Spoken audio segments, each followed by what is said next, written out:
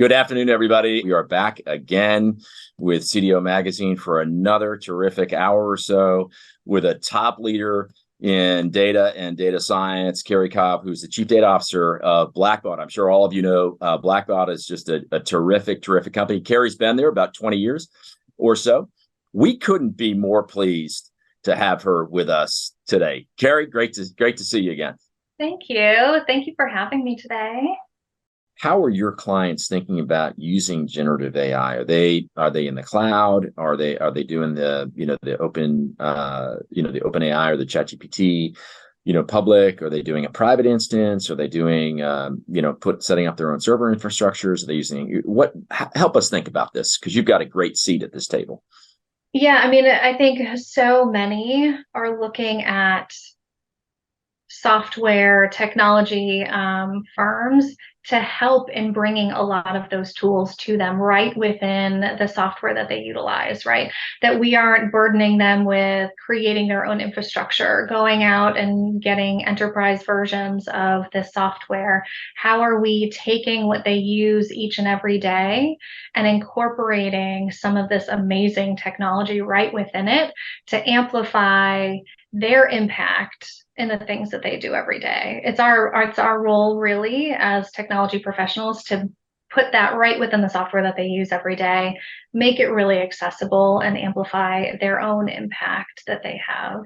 At the end of the day, if we can make fundraisers solely focus on what they do best, change the communities around them, then we've done something right.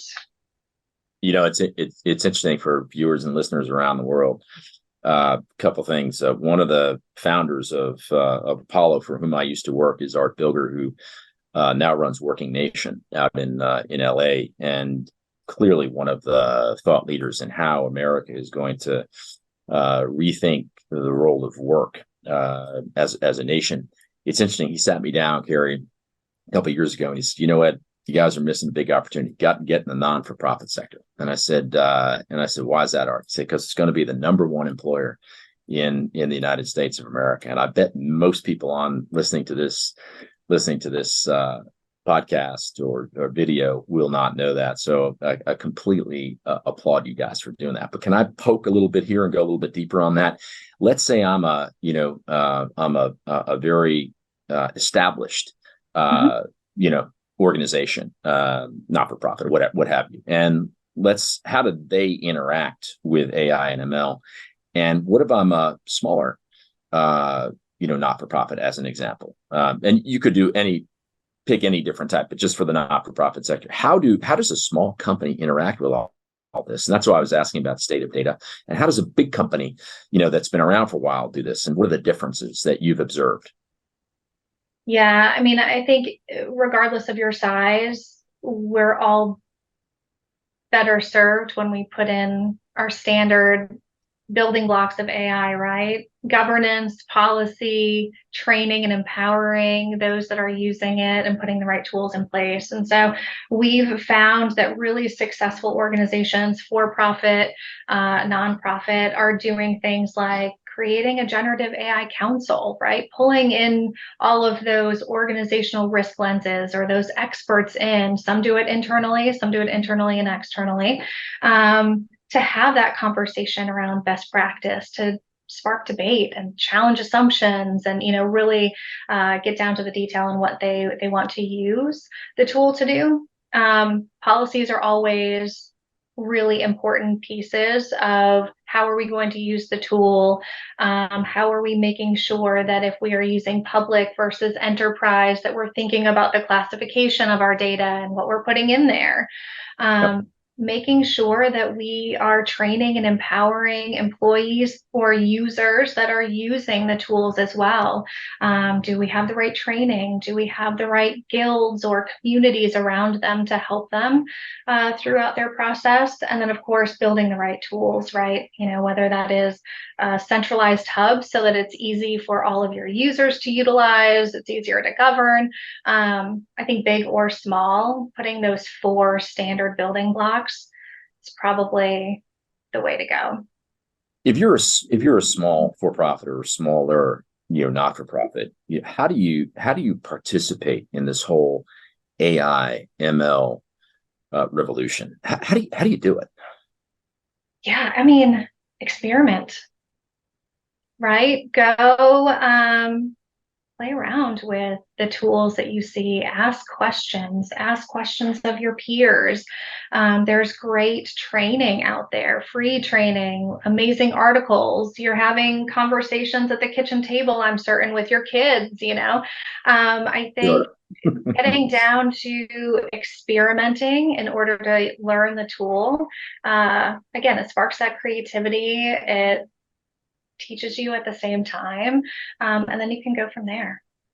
Yeah, I think one of the things for our viewers that that Carrie is saying, and I'll just put on the table for everybody. I think we are technologically at an adapt or die moment. Yeah, and I think a lot of smaller, medium-sized businesses have sort of grappled with data and the messiness of structured or unstructured data, and all the software and all the platforms, and God knows where the money went, but it went. And sort of trying to figure out, oh God, here's another turn of the Silicon Valley wheel, and this one I think you got to pay attention to, and you got to be curious, because if you're not, for sure your bigger competitors, your well-heeled competitors, are, and I think that's the critical moment where we are. Am I wrong? You are not wrong. No, you bring up a really good point about that curious mindset, making sure that we are, learning how to ask questions and how to ask the right questions, right? With a lot of these tools, we are going to have to learn how to ask the questions to get what we want to see in return. So I love that comment about curiosity. Yeah, I personally feel that America is at a bit of an existential moment in terms of its smaller, medium-sized businesses, and I think what Llama did to make this technology available to everybody changes that game a little bit. The smaller players and the mid-sized guys can have just what the big guys want, right? And places like Blackbaud are effectively helping that with their great products and services around that. Carrie, let's dive a little bit into how the enterprise or the midsize or the smaller, how are they thinking about business value and how to turn data into business value? Because one of the things that people hear me talk about quite frequently is that the C-suite has a low attention span, and for good reason. For good reason. You got to move numbers, you got to reduce costs, you got to do all kinds of things. You answer a lot of constituents. So, how do you drive get significant business value out of data quickly? Yeah, I think it all starts with thinking big but starting small, right? What does that mean? What does that mean? It means see where you want to go in 3 years, or see where you would go if you had all of the tools and resources at your disposal. But then think about how you just take that first step. Yeah. Do you see a lot of people think about machine learning and AI and data science with a very large open aperture? And are you telling people or advising people narrow that aperture just a little bit and focus on something where you can get that initial success? Is that where you're guiding the audience toward? I think so. I don't want you to forget that big picture, that big landscape of where you want to go and what you want to solve.